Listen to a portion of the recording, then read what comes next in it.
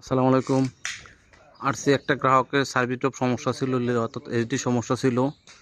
আমরা ওই খুঁটিতে যেহেতু উঠছি, ওই খুঁটিতে সকল সার্ভিস ড্রপ এবং নিউট্রাল সকলগুলো কানেক্টর আওতায় আনতেছি।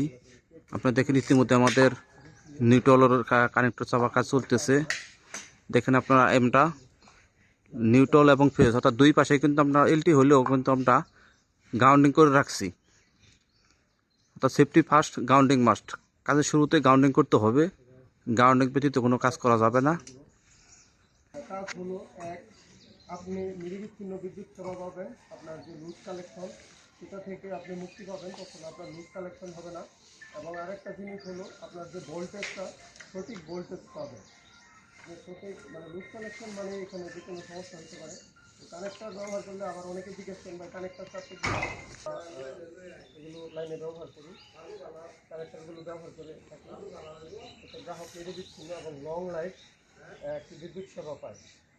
এবং আমি কিন্তু দেখেন, আপনারা খেয়াল করে দেখবেন, আমি কিন্তু এলটিতে কাজ করতেছি, অর্থাৎ 240 ভোল্টে একটা লাইন, কিন্তু লাইনটা বন্ধ আছে।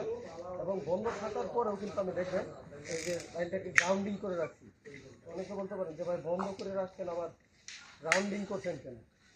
গ্রাউন্ডিং করার